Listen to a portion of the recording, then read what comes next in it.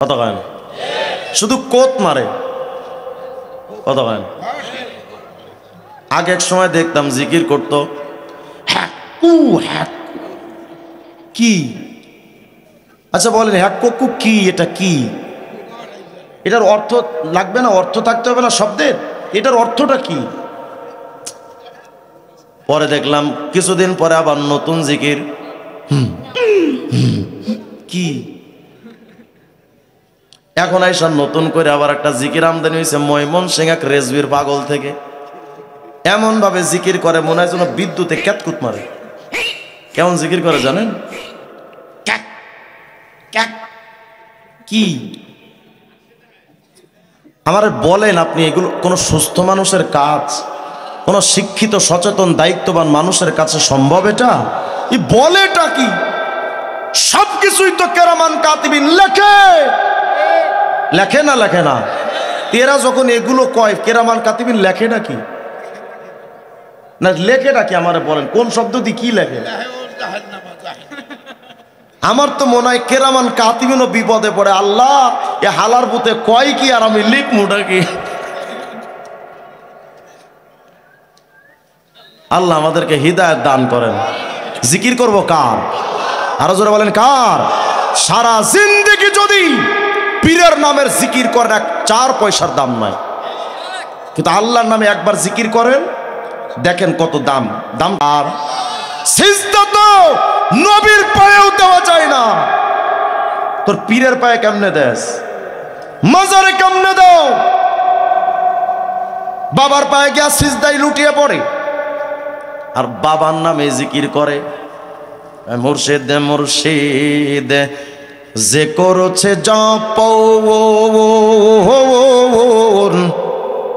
বিনা দুধে দই পাতাইয়া খাইতাছে মাখন, আর সেই মাখন খাইলে পরে ভবে ক্ষুধা তৃষ্ণা লাগে না, লোহারে বা নাইলারে কাঞ্চা সোনা। আছে না? কি সুন্দর গান না? কত বড় কুফরি! বলে তুমি যদি পীরের নামের জিকির করো, বাবা বাবা জিকির করো, তুমি দই ছাড়া মাখন খেতে পারবা। মানে যদি কেউ পীরের পূজা করে ওরা নবীর শরীয়তের দরকার নাই, এমনি মারেফত পায়। নাউজুবিল্লাহ আসতে বলেন আপনি, বলেন তো কোন শরীয়ত মারেফত, কোন মারেফত শরীয়ত ছাড়া সম্ভব? নবীর শরীয়ত মানে না, কিসের মারেফত? সুস্পষ্ট ভণ্ডামি। আপনাদের পাশে একটা দরবার আছে সুরেশ্বর, আছে না? এই পীরের দিকে যদি তাকান বুঝার কায়দা নাই ওটা কি মুসলমান না সুকুমার। কথা বলেন, পুরা দাড়িগুলো মানে কোদাল দিয়ে চাচ্ছে। লা হাওলা লা কুওয়াতা ইল্লা বিল্লাহ। বাজান আমি পীর বিরোধী মানুষ না, আমিও পীরের মুরিদ। আমার পীর ছিলেন কায়েদে মিল্লাত আল্লামা জুনায়েদ বাবু নগরী, বর্তমান আমার পীর হচ্ছেন মুফতি আব্দুল ওয়াহিদ কাসিমি দামাত বারাকাতুহু। পীর বিরোধী মানুষ না আমি, কিন্তু পীরের নামে পীরের পায়ে সিজদা চলবে কেন? পীর তো হবেন তিনি যিনি সিজদা আল্লাহকে দেওয়া শিখাবেন। পীর নিজের পায়ে মাজারে সিজদা শিখাবেন, এগুলো পীর নয়, এগুলো মুসলমানের ঈমান চোর। বলেন এগুলো কি? ঈমান চোর। গত কয়েকদিন আগে দেখলাম এক বেচারা কয় সারা জীবন আল্লাহর জিকির করছি মজা পাই নাই, এই জন্য এখন বাবার জিকির করি। ইউটিউবে ভিডিওটা পাবেন, বাবার জিকির করি। আপনাদের পাশে ফরিদপুর আছে না? ফরিদপুর এক শিল্পী আছে সম্ভবত 88 মুরিদ, গান গায়, কয় আল্লাহ প্রেমের বান্দা হইয়া আমার বাইচা থাকার আশা নাই। নাউজুবিল্লাহ বলবে না? আমরা প্রেমিক হব কার? আর এরা কয় আল্লাহ প্রেমের বান্দা হইয়া আমার বাইচা থাকার আশা নাই, তবে মুর্শিদে চাঁদের কাফের হইয়া আমি যেন মইরা যাই। নাউজুবিল্লাহ আসতে বলেন আপনারা। আমি বললাম আমিন, তুই আমনি মর। জালেম কহনকার। কয় কাবা ঘরের খাদেম হতে আমার মন চাইল না এই জগতে ফরিদপুরের আবাল সরকার নাকি কাবার খাদেম হইতে মন চায় না। তবে মুর্শিদে চাঁদের পায়খানাতে আমি যেন চাকরি পাই। চিন্তা করতে পারেন কত বড় খাটা সেগুলা। জিকির মোহব্বত প্রেম প্রীতি হবে কার সাথে? পীর হলেন তিনি যিনি আল্লাহর সাথে আমাকে সম্পর্ক গোছানোর কথা বলে দিবে কোরআন সুন্নাহ মোতাবেক, তারাই পীর। এর বাহিরে যা আছে সব ভণ্ডামি। এর আল্লাহর নামে জিকির করে না, বাবার নামে জিকির। আবার মাঝে মধ্যে কি কার জিকির যে করে এরা নিজেরাও জানে না। কিয়ামতের ময়দানটা কিন্তু অত্যন্ত ভয়ঙ্কর। ওই ময়দানেও আর একটা পুরস্কার আছে। যেই লোকটা বলবে সুবহান রাব্বিয়াল আলা, আল্লাহু আকবার বলে না, ওই পুরস্কার শুনলে তো পুরা খুশি হয়ে যাবেন। কি আজীব পুরস্কার আছে। আমি আলোচনাটা কেন করতেছি জানেন? শুধু একটাই টার্গেট, আজকের পর থেকে আমাদের সিজদাটা যেন মনের মতো সিজদা হয়। বাস যদি এই আমলটা আজকে থেকে জারি হতে পারে তো মাহফিলওয়ালারাও সফল, যারা টাকা পয়সা দিল তারাও সফল, এই বক্তাটাও সফল, আপনারাও সফল। শুধু সিজদাটা যদি আমাদের ঠিক হয়ে যায়, পারবো না ইনশাআল্লাহ? কিয়ামতের ময়দানের ব্যাপারে শোনেন, ওই ময়দানে কি পুরস্কার। আল্লাহ রাব্বুল আলামিন বলেন, এ বান্দা, কিয়ামতের ময়দান বড় ভয়ঙ্কর। ফাইদা নুফিখা ফিস-সূর ফালা আনসাবা বাইনাহুম। ইসরাফিল যেদিন সিংগাই ফুৎকার দেবে, বাবা তার সন্তানরে চিনবে না, নেতা তার কর্মীরে চিনবে না, পীর তার মুরিদরে চিনবে না, শিক্ষক তার ছাত্রকে চিনবে না, এই বক্তা তার শ্রোতাকে চিনবে না, এই শ্রোতারাও তার বক্তাকে চিনবে না। ওই ময়দান এত ভয়ঙ্কর, পৃথিবীর সমস্ত পাহাড়গুলো তুলোর মতো উড়তে থাকবে। আল্লাহ বলেন, ও নবী, সমস্ত মহিলারা গর্ভে থাকা তাদের বাচ্চাকে অটো প্রসব করে দিবে, টের পাবে না কখন প্রসব হয়ে গেছে। নবী, ওই ময়দানে বড় বড় মানুষগুলো, বুদ্ধিজীবীরাও পাগলের মতো দৌড়াদৌড়ি করতে থাকবে। ওয়ামা হুম বিসুকারা, আসলে তারা পাগল না, এটা আখিরাতের ময়দানের ভয়ঙ্কর অবস্থার কারণে। ওই কিয়ামতের ময়দান এত কঠিন, এত মারাত্মক। আল্লাহ পাক বলেন, ইয়াউমা ইয়াফিরুল মারউ মিন আখি ওয়া উম্মিহি ওয়া আবি ওয়া সাহিবাতিহি ওয়া বানি লিকুল্লি ইমরিইম মিনহুম ইয়াউমা ইদিন শাআনুন ইউগনি। ওই কিয়ামতের ময়দানে বাপ তার সন্তানরে চিনবে না, ভাই তার ভাইকে চিনবে না, বাপ মা সন্তানরে চেনে না, সন্তান বাপ মারে চিনবে না, বিবি স্বামীকে, স্বামী তার বিবিকে চিনবে না। আর নেতা কর্মী তো দূরের কথা, নেতা কর্মী কই? আরে আখিরাতের কথা তো বাদ দেন, এই দুনিয়াতেই তো নেতারা কর্মীরা বিপদে পড়লে নেতা খবরও লয় না, কথা কয় না। যেই নেতাদের লাইগা ভাইয়ের ফাটাইছো মাথা, বিপদ কালে ভাই পাইবা পাইবা না নেতা। যেই নেতারা ভাগ করেছে আমগো দলে দলে, ওই নেতারা তাল মিলায়া চলে তলে তলে। ওই নেতাদের লাইগা যখন পড়বা বিপদে, সেই নেতারা বলবে শালা তোরে চেনে কে, কথা কয় না। পাবলিক মর রাস্তাঘাটে খবর লয় না নেতা, আসল কথা আম জনতা হইস বলির পাঠা। কোনদিন কোন নেতার জন্য প্রতিবেশীর নামে মিথ্যা মামলা দিয়েন না বাজান, দিয়েন না। প্রতিবেশীর নাম উপরে হামলা কইরেন না।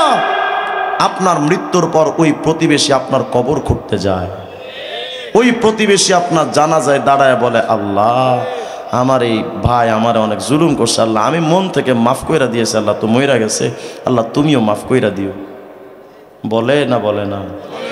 আর নেতারে ফোন দিলে বলবে মইরা গেছে, ওরে তাড়াতাড়ি কবর দে, আমার আসার টাইম নাই, মিটিং আছে। কথা কয় না? কোনদিন কারোর জন্য নিজের প্রতিবেশীর উপর জুলুম কইরেন না, বাজার কইরেন না। এই নেতারাও কিয়ামতের ময়দানে বলবে, আল্লাহ কর্মীদেরকে বলবে, এই আমি তো তোমাদের পথভ্রষ্ট করি নাই, তোমরা নিজেরা পথভ্রষ্ট হইছো, আমার দোষ কি? আমি নিজেও বিপদে আছি, নিজের পথ তালাশ করো। কিয়ামতের ময়দানে আরে নেতা তো দূরের কথা, আব্দুল কাদের জিলানী নিজেই নিজের সন্তানকে পর্যন্ত ওই ময়দানে চিনবে না, এত বড় ভয়ঙ্কর। কে সাবি কে তাবিব, কে সাধারণ, কে আলেম, কে মুফতি, কে মুহাদ্দিস, ওই কিয়ামতের ময়দান এতটা ভয়ঙ্কর, নবীরা পর্যন্ত নিজের সন্তানকে চিনবে না। নবীরা আপনি আমি কই? তাফসীরের কিতাবে আসছে, আউয়ালু মা ইয়াফিরু মিন বানিহি নূহ, নূহ আলাইহিস সালামের কাছে কিয়ামতের সন্তানকে না আনগে বলবে, আব্বু আমার একটু বাঁচা লও না, বিপদে পড়ে গেছে। নিজের সন্তানকে থেকে দেখে নূহ নবী একটা দৌড় দিয়ে পালাবে, কে আমার সন্তান, আজকে কিয়ামতে কিচ্ছু চিনি না।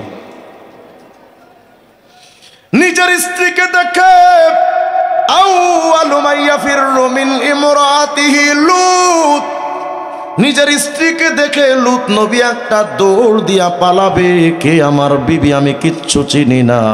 আউয়ালু মা ইয়াফিরু মিন আবিহি ইব্রাহিম, নিজের বাপকে দেখে ইব্রাহিম নবী একটা দৌড় দিয়া পালাবেন, কে আমার বাবা, আমি কিচ্ছু চিনি না। হযরত ঈসা নবী বলেন, আল ইয়াউমা লা আসআলুহু ইল্লা নফসি, আমি ঈসা কিয়ামতে শুধু নিজেকে চাইবো, আল্লাহ আমারে বাঁচান, আমারে বাঁচান, আমারে বাঁচান। লা আসআলুহু মারইয়াম আল্লাতী ওয়ালাদাতনি, আমার মা মারইয়ামের ব্যাপারে আল্লাহকে বলবো না, আল্লাহ মারইয়াম আমার মা, ওকে বাঁচায়া দেন, আমি মারইয়ামের কথাও বলবো না। ওই ময়দানে এতটা ভয়ঙ্কর। কেউ যখন কারো আপন থাকবে না, জিবরাইল কি বলেন এবার শোনেন। হযরত জিবরাইল বলেন, ইয়া রাসূলুল্লাহ, দুনিয়াতে যে আল্লাহর বান্দা একবার পড়বে সুবহানা রাব্বিয়াল আলা, ও নবী, ওই বান্দাও কিয়ামতে যখন বিপদগ্রস্ত অসহায় থাকবে, একাকিত্বে থাকবে, নবী ওই সময় তার জন্য আল্লাহর পক্ষ থেকে একটা মস্ত বড় পুরস্কার আছে। আল্লাহু আকবার। কি পুরস্কার? জারাহু মিকাইল কুল্লা ইয়াউমিল কিয়ামাহ, ওই বান্দার সাথে আল্লাহর ফেরেশতা মিকাইল দেখা করতে আসবে। সুবহানাল্লাহ কয় না? মিকাইল নিজে দেখা করতে আসবে, এসে সালাম মুসাফা করে চলে যাবে নাকি? না না, হযরত জিবরাইল বলেন, ইয়া রাসূলুল্লাহ, আল্লাহর ফেরেশতা মিকাইল আয়েশা হামালাহু আলা জানাহিহি, নিজের ডানার উপরে ওই বান্দাকে উঠায় নিবে। সুবহানাল্লাহ। আল্লাহর ফেরেশতা নিজের পাখার উপর উঠাইয়া ফায়ুকিফুহু বাইনা ইয়াদাইল্লাহ, ওই বান্দাকে আল্লাহর সামনে দাঁড় করা দিবে, দিয়া বলবে, ইয়া রব শাফিনি ফি, আল্লাহ এই বান্দা দুনিয়াতে সুবহানা রাব্বিয়াল আলা পড়তো, আল্লাহ আজকে দেখেছি তোমার বান্দা বড্ড অসহায়, আল্লাহ আমি মিকাইল করে দেইখা খুব মায়া লাগছে, আল্লাহ আমি ওরা উঠায় আনছি, আল্লাহ তোমার সামনে দাঁড় করা দিলাম, আল্লাহ তোমার কাছে অনুনয় করি তুমি এই বান্দাকে মাফ কইরা দাও। এবার আল্লাহ কি বলবেন? শাফাআতু কাফি, মিকাইল তোমার সুপারিশটা কবুল করা হলো। আর আস্তে কোন, আরে মিকাইল তোমার সুপারিশটা কবুল করে নিলাম, ইযহাব বিহি ইলাল জান্নাহ, আর দেরি করিস না, আমারে বান্দাকে দ্রুত ধইরা তারে জান্নাতে ঢুকায়া দে। একবার সুবহান রাব্বিয়াল আলায় যদি এত ফায়দা হয়, আমি আপনাদের থেকে একটা সিদ্ধান্ত জানতে চাই। আজকের পর থেকে আমার যত ব্যস্ততা থাকুক আর যত পেরেশানি থাকুক, আমার কোন সিজদা অন্তত সুবহান রাব্বিয়াল আলা 5 বার পড়া শেষ হওয়ার আগে আমি সিজদা থেকে মাথা উঠাবো না। পাক্কা পাক্কা ওয়াদা দিতে পারেন? কে কে হাত তোলেন? ইনশাআল্লাহ পাক্কা হাত নামান। যত ব্যস্ততা থাকুক, মালিকরে আপনি সিজদা দিবেন না, তসবিহ দিবেন না, তো দিবেন কারে? আমাদের হালত, হাই আফসোস, আমাদের সমাজের মানুষের নামাজের কাইফিয়াত তরিকা দেখলে আশ্চর্যান্বিত হতে হয়। নামাজ পড়ে বুড়ো বুড়ো মানুষ কেমনে নামাজ পড়ে জানেন? আল্লাহু আকবার, একবার এদিকে আগ করে চায় থাকে, একবার এদিকে চায় থাকে, একবার উপরে তাকায়, একবার নিচে তাকায়। কি দেখে? দেখে শয়তান আসেনি ওর কাছে, শয়তানের খায়া কাম নাই এর কাছে, ও তো নিজেই শয়তান। কথা কয় না? 40, 50, 60, 70 বছর চলে গেল, নামাজ কেমনে পড়তে হয় তুমি শেখো নাই, তো তুমি শয়তান তো কি মিয়া? আর তাকাবে না তো করবে কি? কি পড়া লাগে এটাও তো জানে না। কথা কয় না? সবাই না, আছে এমন, আছে না নাই? বলেন না, আছে না নাই? হায় হায়, যদি বলেন মুরব্বী একটু সূরা ফাতিহা 4টা সূরা পড়েন তো, ও যেমনে পড়বে বুঝার কায়দা নাই। ওটা কি বাঙালি না রোহিঙ্গা? আমার এক মুসাল্লিকে একদিন আমি বলছি, ভাই একটু একামত দেন তো। হে একামত দিতেছে, আল্লাহু আকবার, আল্লাহু আকবার, লা ইলাহা ইল্লাল্লাহ মুহাম্মাদুর রাসূলুল্লাহ, কাতকা মাতারি সলা, কাতকা মাতারি সলা, একামত দেয়। হাই রে কপাল পোড়া, ভাবতেছেন আমি বানিয়ে পড়ছি? আল্লাহকে সাক্ষী রেখে বলছি, এই শব্দই বলেছে, কাতকা মাতারি সলা। এই হলো আমাদের নামাজ। অথচ রসুল বলেছেন, সল্লু কামা রাআইতুমুনি উসল্লি, নামাজ পড়ো সেভাবে যেভাবে আমি মুহাম্মদকে পড়তে দেখেছো। আমাদের নবীর নামাজ কেমন ছিল? আম্মা জান আয়েশা সিদ্দিকা বলেন, লা তাসআল আন হুসনিহিন্না ওয়া তুলিহিন্না, আমার স্বামী মুহাম্মদ আরবির নামাজের দীর্ঘতা, সৌন্দর্যতা, ওই নামাজ এত দীর্ঘ, এত সুন্দর, সাহাবীরা আমি আয়েশাকে জিজ্ঞাসা করো না, আমি সেই নামাজের বর্ণনা দিতে পারবো না যে নবীর নামাজ এত সুন্দর। আর আমাদের নামাজ 2 রাকাত 4 রাকাত 8 রাকাত নামাজ পড়তেন, নবীর পুরো রাত কেটে যেত। আর আমাদের 10 রাকাত নামাজ পড়তে 4 মিনিট টাইম লাগে। এটা নামাজ? আজকে থেকে আমাদের নামাজটা সুষ্ঠুভাবে শান্তভাবে হতে হবে। পারবেন ইনশাআল্লাহ? মজা দিয়ে আল্লাহর কাছে অন্তত বলতে পারবেন যে আল্লাহ আমি দুনিয়া থেকে কিছু আনতে পারি না, কিন্তু আল্লাহ আমি কিছু সিজদা এনেছি আপনার। নেওয়া যাবে না ইনশাআল্লাহ? আল্লাহ আমার ভাইদেরকে তৌফিক দান করেন। তো বলেন জিকির হবে কার? আরো জোরে বলেন কার? নাকি কোনো বাবার মাজার দরবার? জিকির হবে শুধুমাত্র কার? এখন তো কিছু কিছু আল্লাহর বান্দা আল্লাহর জিকিরও করে না, সিজদাও দেয় না, সিজদা দেয় মাজারে যায়া। এদিকে তো নাই, থাকলে কতক্ষণ লাগে মাজারে গিয়া সিজদা দেয়। অথচ আল্লাহ বলেন, ওয়া ইন্নাল মাসাজিদা লিল্লাহ, এই সিজদার জায়গাগুলো আল্লাহ বলেন শুধু আমার, আর কারোর জন্য নয়। তাহলে সিজদা হবে কার? সিজদা তো নবীর পায়েও দেওয়া যায় না। তোর পীরের পায়ে কেমনে দেস? মাজারে কেমনে দাও? বাবার পায়ে গিয়া সিজদায় লুটিয়ে পড়ে আর বাবার নামে জিকির করে। মুর্শিদ মুর্শিদ যে করছে জপ, বিনা দুধে দই পাতাইয়া খাইতাছে মাখন। আর সেই মাখন খাইলে পরে ভবে ক্ষুধা তৃষ্ণা লাগে না, লোহারে বা নাইলারে কাঞ্চা সোনা। আছে না? কি সুন্দর গান না? কত বড় কুফরি! বলে তুমি যদি পীরের নামের জিকির করো, বাবা বাবা জিকির করো, তুমি দই ছাড়া মাখন খেতে পারবা। মানে যদি কেউ পীরের পূজা করে, ওরা নবীর শরীয়তের দরকার নাই, এমনি মারেফত পায়। নাউজুবিল্লাহ, আসতে বলেন আপনি? বলেন তো কোন শরীয়ত মারেফত, কোন মারেফত শরীয়ত ছাড়া সম্ভব? নবীর শরীয়ত মানে না, কিসের মারেফত? সুস্পষ্ট ভণ্ডামি। আপনাদের পাশে একটা দরবার আছে, সুরেশ্বর আছে না? এই পীরের দিকে যদি তাকান, বুঝার কায়দা নাই ওটা কি মুসলমান না সুকুমার। কথা বলেন? পুরা দাড়িগুলো মানে কোদাল দিয়ে চাচ্ছে,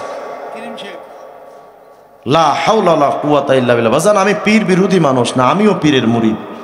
আমার পীর ছিলেন কায়েদে মিল্লাত আল্লামা জুনায়েদ বাবু নগরী। বর্তমান আমার পীর হচ্ছেন মুফতি আব্দুল ওয়াহিদ কাসিমি দামাত বারাকাতুহু। পীর বিরোধী মানুষ না আমি, কিন্তু পীরের নামে পীরের পায়ে সিজদা চলবে কেন? পীর তো হবেন তিনি যিনি সিজদা আল্লাহকে দেওয়া শিখাবেন।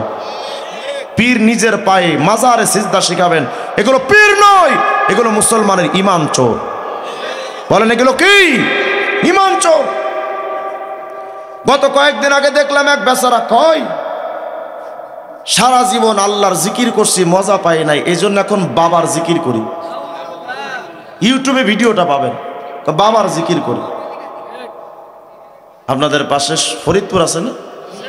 ফরিদপুর এক শিল্পী আছে, সম্ভবত ৮৮ মুরিদ, গান গায়, কয় আল্লাহ প্রেমের বান্দা হইয়া আমার বাইচা থাকার আশা নাই। নাউজুবিল্লাহ বলবে না? আমরা প্রেমিক হব কার? আর এরা কয় আল্লাহ প্রেমের বান্দা হইয়া আমার বাইচা থাকার আশা নাই, তবে মুর্শিদে চাঁদের কাফের হইয়া আমি যেন মইরা যাই। নাউজুবিল্লাহ আসতে বলেন আপনারা। আমি বললাম আমিন, তুই আমনি মর। জালেম কহনকার। কয় কাবা ঘরের খাদেম হতে আমার মন চাইল না এই জগতে। ফরিদপুরের আবাল সরকার নাকি কাবার খাদেম হইতে মন চায় না, তবে মুর্শিদে চাঁদের পায়খানাতে আমি যেন চাকরি পাই। চিন্তা করতে পারেন কত বড় খাটা সেগুলা। জিকির মোহব্বত প্রেম প্রীতি হবে কার সাথে? পীর হলেন তিনি যিনি আল্লাহর সাথে আমাকে সম্পর্ক গোছানোর কথা বলে দিবে কোরআন সুন্নাহ মোতাবেক, তারাই পীর। এর বাহিরে যা আছে সব ভণ্ডামি। এর আল্লাহর নামে জিকির করে না, বাবার নামে জিকির। আবার মাঝে মধ্যে কি কার জিকির যে করে এরা নিজেরাও জানে না। কথা কয় না, শুধু কোত মারে। কথা কয় না। আগে এক সময় দেখতাম জিকির করতো হ্যাকু হ্যাকু। কি? আচ্ছা বলেন হ্যাকু কি? এটা কি? এটার অর্থ লাগবে না? অর্থ থাকতে হবে না শব্দের? এটার অর্থটা কি? পরে দেখলাম কিছুদিন পরে আবার নতুন জিকির। কি? এখন আইসা নতুন করে আবার একটা জিকির আমদানি হয়েছে ময়মনসিংহ এক রেজবির পাগল থেকে। এমন ভাবে জিকির করে মনে হয় যেন বিদ্যুতে ক্যাতকুত মারে। কেমন জিকির করে জানেন? কি? আমার বলেন আপনি এগুলো কোন সুস্থ মানুষের কাজ? কোন শিক্ষিত সচেতন দায়িত্ববান মানুষের কাছে সম্ভব এটা? এই বলেটা কি? সবকিছুই তো কেরামান কাতিবিন লেখে। লেখে না? লেখে না? এরা যখন এগুলো কয় কেরামান কাতিবিন লেখে নাকি না? লেখে নাকি? আমার বলেন কোন শব্দ দিয়ে কি লেখে? আমার তো মনে হয় কেরামান কাতিবিনও বিপদে পড়ে। আল্লাহ এ হালার বুতে কয় কি আর আমি লিখমুটা কি? আল্লাহ আমাদেরকে হিদায়াত দান করেন। জিকির করব কার? আরো জোরে বলেন কার? সারা জিন্দেগি যদি পীরের নামের জিকির করেন 4 পয়সার দাম নাই, কিন্তু আল্লাহর নামে একবার জিকির করেন দেখেন কত দাম। দামটা দেখেন, শুনলে খুশি হয়ে যাবেন পুরা। বলেন আল্লাহু আকবার। সূরাতুল লুকমানের 27 নম্বর আয়াত আল্লাহ পাক বলেন ওয়ালাউ আন্নামা ফিল আরদি মিন শাজারাতিন আকলাম ওয়াল বাহরু ইয়ামুদ্দুহু মিন বাদিহি সাবআতু আবহুর মা নাফিদাত কালিমাতুল্লাহ। আল্লাহু আকবার। আল্লাহ পাক বলেন বান্দা পৃথিবীর সমস্ত গাছগুলো যদি কলম বানাও, পৃথিবীর সমস্ত গাছগুলাকে কলম বানাও, একটা সমুদ্রের সাথে আরো 7টা সমুদ্র জোড়া দিয়া 8টা সমুদ্র বানাও। এই 8টা সমুদ্রের পানিকে যদি ওই কলমের কালি বানাও, ওই কলম আর কালি দিয়া যদি আল্লাহর কালেমা লিখতে শুরু করো, কলম কালি শেষ হয়ে যাবে, আল্লাহর কালেমা লেখা শেষ হবে না। সারা জিন্দেগি তো আয়াতটা এভাবেই পড়লাম আর বুঝলাম, আল্লাহর প্রশংসা লেখা শেষ করা যায় না, এটাই তো বুঝলাম, কিন্তু আয়াতের তাফসিরটা তো কোনোদিন খুলে দেখলাম না। তো খোলেন না, তাফসিরে কুরতুবী 13 নম্বর খণ্ডে 398 নম্বর পৃষ্ঠার বর্ণনা। হযরত ইকরামা বলেন, এই আয়াত দ্বারা আল্লাহ বুঝাতে চান, লানাফিদাল বাহরু ক্বাবলা আন ইয়ানফাদা সাওয়াবু মান ক্বালা লা ইলাহা ইল্লাল্লাহ। আল্লাহর কোন বান্দাই যদি এই জবানটা দিয়া শুধু 1 সেকেন্ড সময় নিয়া একটাবার শুধু কয় লা ইলাহা ইল্লাল্লাহ, বলেন লা ইলাহা ইল্লাল্লাহ, লা ইলাহা ইল্লাল্লাহ, লা ইলাহা ইল্লাল্লাহ। আল্লাহর কোন বান্দাই যদি এই কালেমায়ে তৈয়বাটা একটাবার কয়, আল্লাহ বুঝাইতে চান, ওরে বান্দা শোন, পৃথিবীর গাছগুলার কলম বানায়া 8টা সমুদ্রের পানিরে কালি বানায়া ওই কলমার কালি দিয়া যদি আল্লাহর কালেমায়ে তৈয়বার জিকিরের নেকি যদি লিখতে শুরু করো, 8টা সমুদ্রের পানির কালি শেষ হয়ে যাবে, কিন্তু একবার কালেমা তৈয়বার জিকিরের নেকি লেখা শেষ হবে না। জিকির হবে কার? আজকে থেকে সিদ্ধান্ত চূড়ান্ত হোক, মুরব্বী বাজান, ক্ষেত খামারে যখন কাজ করেন মুখে তো কাজ করে না, কত হয় না, মুখে কোনো কাজ করে? তাহলে জবানটা দিয়া ক্ষেত খামারে কাজ করবেন আর জিকির করবেন, লা ইলাহা ইল্লাল্লাহ, লা ইলাহা ইল্লাল্লাহ, মুহাব্বতে লা ইলাহা ইল্লাল্লাহ, লা ইলাহা ইল্লাল্লাহ, লা ইলাহা ইল্লাল্লাহ, লা ইলাহা ইল্লাল্লাহ। কাজে কোনো ত্রুটি বিচ্যুতি হবে? এই জিকির যদি চলতে থাকে আর কাজ করতে থাকে, কাজে কোনো ব্যাঘাত হবে? তাহলে এই জবানটা দিয়া যদি মুমতাজের গান গাওয়া যায়, এই জবানটা দিয়া মালিকের জিকিরও করা যায়। এই দোকানদার যুবক, যখন দোকানদারি করো, মাল সামানা যখন মেপে দাও, জবান তো কাম করে না, কথা কয় না। তুমি দোকানদারিও করো আর জবান দিয়া মালিকের জিকিরও চালু করো, লা ইলাহা ইল্লাল্লাহ, লা ইলাহা ইল্লাল্লাহ। যুবক রে, যখন তুমি হুন্ডা চালাও, হুন্ডা চালানোর সময় তুমি তো জবানে তো তোমার কাজ করে না, তোমার কাজ করে মেধায়, তোমার কাজ করে চোখে, তোমার কাজ করে হাতে, তোমার কাজ করে পায়ে, তোমার এই জবান দিয়া তো কাজ করে না। এই জবান দিয়া যদি তুমি গান গাইতে পারো, ওই হুন্ডা চালানোর সময়ও মালিকের জিকিরটা চালু কইরা দাও, লা ইলাহা ইল্লাল্লাহর জিকির চালু করে দাও। নবী বলেন, মান কানা আখিরু কালামি লা ইলাহা ইল্লাল্লাহ দাখালাল জান্নাহ।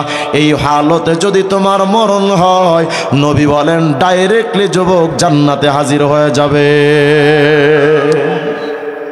একটু জিকির আজকে থেকে করা যাবে না ইনশাআল্লাহ? আজকে থেকে সিজদাটা একটু লং টাইম শেখা করা যাবে তো ইনশাআল্লাহ? এক বক্তা থেকে বেশি শেখার দরকার নাই বাজান, 1টা 2টা শেখেন, বেশি শেখার দরকার নাই। বেশি আমল দিলে সব ভুলে যাবেন, দরকার নাই। শুধু আজকে থেকে আমরা 2টা জিনিসের আমল শিখলাম। এক হলো আমাদের সিজদা হবে প্রাণবন্ত সিজদা, মন মাতানো সিজদা, মহব্বতের সিজদা, দীর্ঘ টাইমের, লং টাইমের সিজদা ইনশাআল্লাহ, ইনশাআল্লাহ। আর বাকি অবসর টাইমে জবানটা জিকিরের কাজে লাগাই দেব ইনশাআল্লাহ। এই 2টা আমল একটু করা যাবে তো ইনশাআল্লাহ? আমার ভাই, শেষ কথা, আমরা তো এখনো ভেবে নিয়েছি হুজুর আর 10টা দিন যাক, আর 10টা বছর যাক, এরপরে হুজুর ভালো হয়ে যাব না, হুজুর আর কিছুদিন যাক, এরপরে ঠিক হয়ে যাব না। আমার ভাই, আমাকে প্রশ্নের জবাব দেন, আমাদের বাংলাদেশে কাফনের কাপড়ের ফ্যাক্টরি আছে না নাই? বলেন না, বলেন না, আছে না নাই? আজকেও কাফনের ফ্যাক্টরি তৈরি হয়েছে না? ফ্যাক্টরি থেকে কাফন তৈরি হয়েছে না? প্রতিদিন তো ফ্যাক্টরি থেকে কাফন বের হয়, বের হয়, বের হয়। হঠাৎ করে কবে জানি আপনার আমার কাফন বের হয়ে যাবে, আপনার আমার খবর থাকবে না। বাজার এই টাকেরহাট বাজারে খবর লন, কাপড়ের দোকানে তাকে তাকে কাফন সাজায় রাখছে। আছে না নাই? বলেন, বলেন, আছে না নাই? কাদের জন্য আসছে? কাদের জন্য আসছে বলেন না? আমাদের জন্যই তো, তাই না? আমাদের না বলেন, এমন তো হতে পারে যে আমার জন্য কাফন হাজির হয়ে গেছে, আমার জন্য। আমার ভাই, এখানে অনেক মুরব্বীরা এমন বসে আছেন, এমন অনেক মুরব্বীরা এখানে আছেন, নিজের সন্তানকে নিজের হাতে কবরে রাখছেন। কথা কয় না? নাই? যদি না থাকে তো বাস আমার দিকে তাকান বাজান। গত স্বৈরাচার সরকারের আমলে আমরা যারা কারাগারে গেছিলাম, আমি তো 2বার গ্রেফতার হয়েছি। একবার প্রথম আমার গুম করে দিয়েছে 2 দিন, আমি কোথায় ছিলাম আমিও জানি না। অপরাধ, শেখ হাসিনার বিরুদ্ধে গান গাইছে, অপরাধ। দ্বিতীয়বার আমাকে যখন নিয়ে গেল, ককটেল বিস্ফোরণ মামলা, জীবনে ককটেল চোখেই দেখি নাই। মাওলানা মামুনুল হক সাহেব আমার উস্তাদ, ওনার আমার মামলা একই মামলা, একই সাথে কারাগারে 2.5 মাস। গ্রেফতারের মাত্র 15 দিন আগে আমি আমার নিজের বাচ্চার লাশ নিজে দাফন করেছি।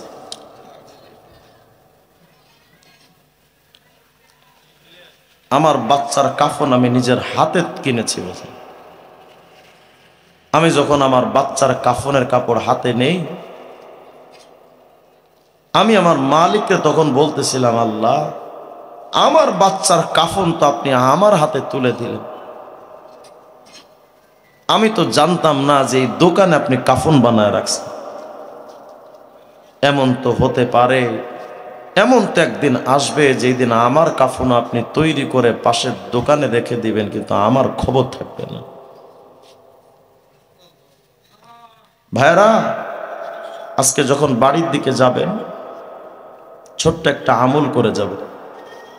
যখন বাড়ির দিকে যাবেন তো একটু রাস্তার দুটো পাশে তাকায় দেখেন তো, এই শীতের রাত্রে নিঝুম অন্ধকার বাঁশবাগানে একা একা কত কাল ধরে কত লাশ পড়ে আছে, ওদের দেখার মতো কেউ নাই। ভাইরা, আগামীকাল দুপুরে যদি মারা যান, আসরের আগে আপনার আমার গোসল শেষ, আসরের পরে আপনার আমার জানাজাটা শেষ, মাগরিবের আগে আপনাকে আমাকে সবাই ওই গহীন অন্ধকার জঙ্গল ভয়ঙ্কর বাগানে আপনাকে আমাকে রেখে সবাই চলে আসবে, আর জীবনে কারো সাথে দেখা হবে না। আমার যখন রিমান্ড চলে, রিমান্ডের দ্বিতীয় দিন আমার পরিবার আমাকে দেখতে গেছে, তো 1 ঘন্টা সময় দিয়েছে আমাদের দেখা সাক্ষাতের। তো আমার ছোট বাচ্চাটা যখন ওরা চলে আসবে, তো আমার ছোট বাচ্চাটা আমাকে গিয়ে বলতেছে, আব্বু চলে যাচ্ছে, দোয়া করে। আচ্ছা বলেন তো, ওই সময় এই দৃশ্যটা কেমন লাগে? আমি তো বাপ, আমি আমার বাচ্চার চেহারার দিকে তাকাইতে পারতেছি না, কান্নায়। অন্যদিকে ফিরে কাঁদতেছি, ও আবার চোখে পানি দেখলে ওর খারাপ লাগবে। তো যখন ওরা চলে আসতেছিল, আমি ওদের পেছনে তাকিয়ে ভাবতেছিলাম, আহারে, জানি না তোমাদের সাথে আমার কবে যেন আর দেখা হয়। ওই দৃশ্যটা আজও মনে পড়লে প্রচুর খারাপ লাগে। আর মাঝে মধ্যে ভাবি, দুনিয়ার সামান্য কিছুদিনের এই বিচ্ছেদ, এই দূরত্বটা যদি আমাকে এতটা কষ্ট দেয়, আমার ভাই, আগামীকাল যখন আপনাকে আমাকে কবরে রাখতে যাবে, একে একে আপনার আমার বাবা, সন্তান, ভাই, চাচা, আপনজন সবাই রেখে চলে আসবে, আর জীবনে দেখা হবে। একটু ভাবেন তো, একটু ভাবেন। রাত 12টার সময় কবর থেকে যদি চিল্লানি দেন, আম্মা আমারে বাঁচাও, আপনি আমি এতটা অসহায়, আপনার আমার আওয়াজ কেউ শুনবে না, বোঝা কেউ না।